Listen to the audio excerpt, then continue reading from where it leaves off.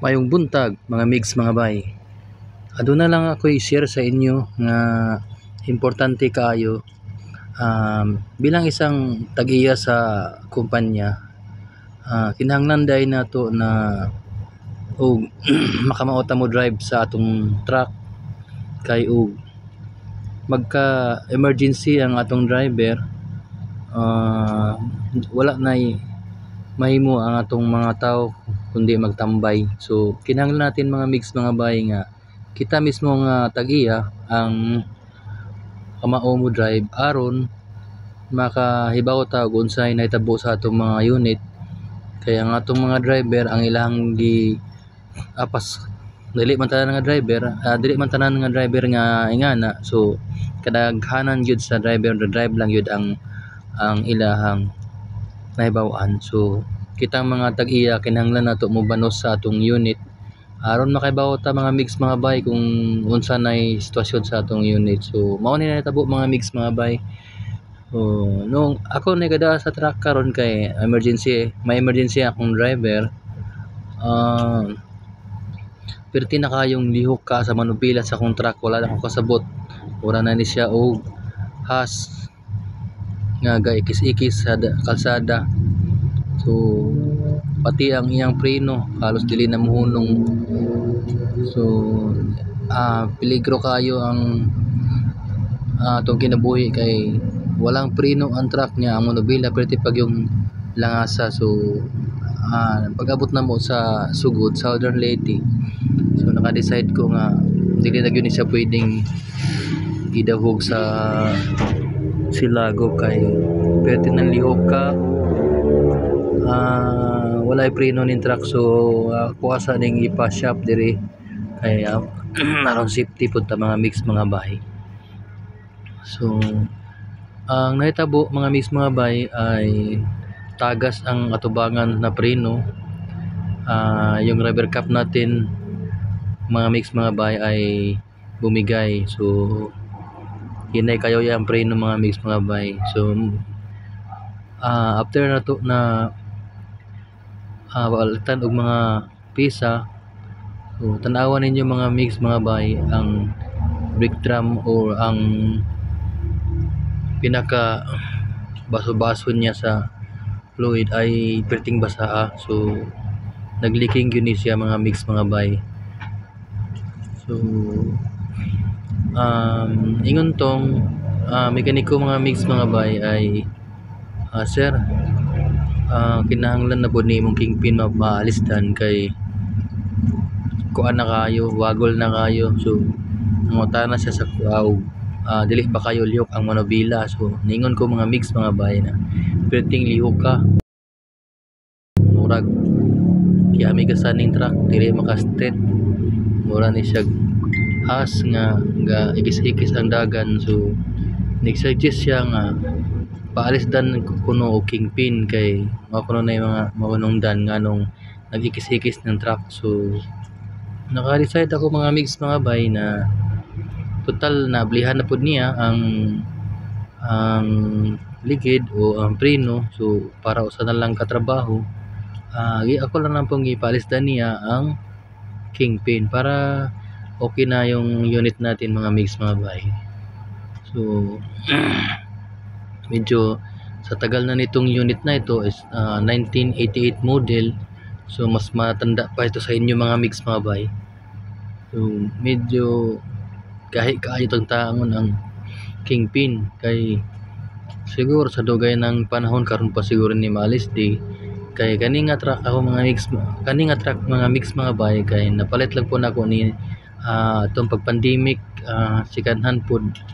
So wala po swertiha o wala ka survive ang tag-iya itong pag-pandemic o nang medyo nagipit, iyang gibaligya ang unit. So mga mix mga bay, naswertihan lang po ko aning pagkapalitan mga mix kay barato lang kaayon nya. Nindot pa kayo ang iyang makina, walay problema. Ang ako alang problema ani nga truck ay ang mga under chassis lang kay medyo luma na. So ang mga under chassis niya ay may mga problema na. Pero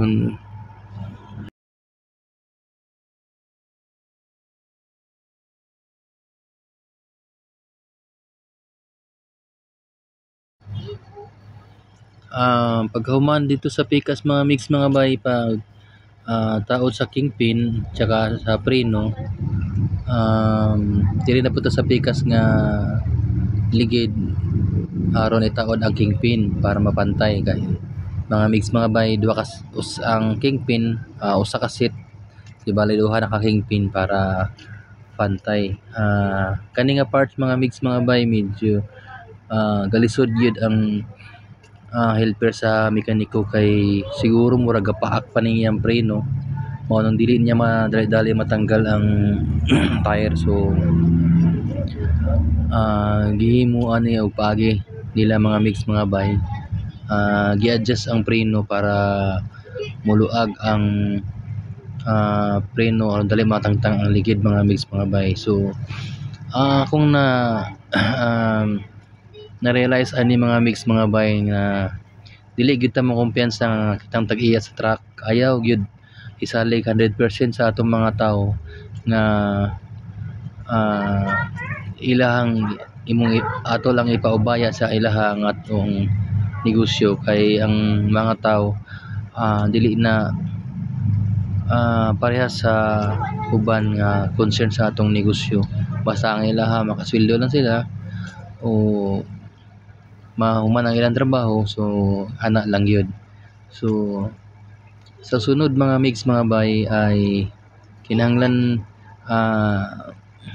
mag-ingat na ta, careful na ta sa atong mga unit kay ug naay problema dili man ang atong mga tao ang magka problema kay dili man siya mo gastos. So kitang tag-iya ang magka problema og dili nato ni maagapan ang ilang mga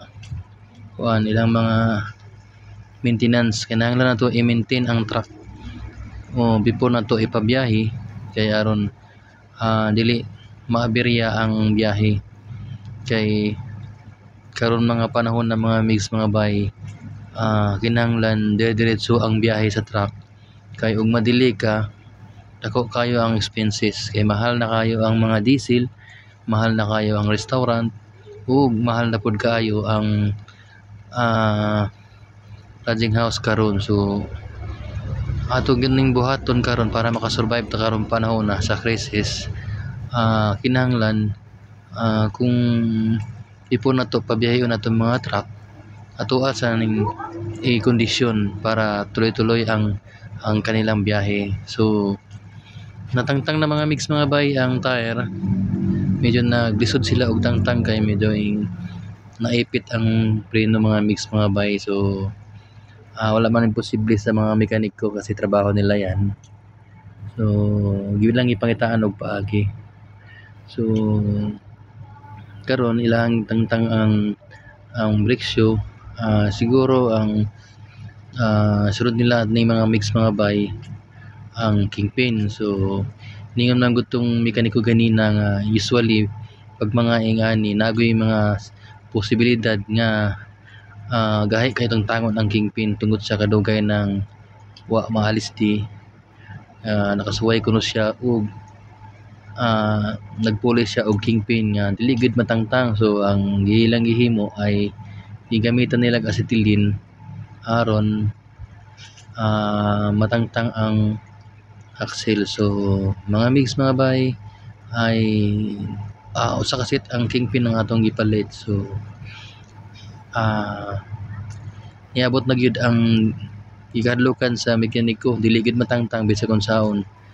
So ang nakita ninyo mga mix mga bay, dili na siya gi-welding ha, gigamitan na gud siya og ultimatum sa mekaniko kay dili jud madaog bunal-bunal bisag unsaon, dili gyud mada. So wala namang imposible, walang matigas na bakal sa mainit na acetylene mga mix mga bay. So gigamitan nila acetylene mga mix mga bay, tanaw na to kung unsay resulta ug matangtang ba nila ang kingpin. So ang moral lesson natin mga babay ay sa sunod ay kinahanglan na to ang atong unit ay ma-maintain ng sakto kasi kung dili na to ma-maintain og sakto kita ra gihapoy madakan. So kinahanglan inig-abot ng mga unit na to gikan sa biyahe ato ani siyang tan-aw sa shop o unsa ba. So kamo din mga driver ug naa mo nga matikdan diha sa inyong unit inyong ang inyong boss o boss may problema yung unit nato kay kamo magsakay sa truck. So pamilyado ta kinahanglan nato ampingan ang atong kaugalingon. Dili kay kamao ta mo drive lang. So dili po tanan driver nga ing-ana. So kadaghanan kay pila na ka driver niagi sa kuha puro lang you drive ang ilang gihimo. So mga mix mga bay, daghan salamat sa inyong pagtan-aw sa video. Naunta nakahatag ko gamay nga kuan sa inyo ha,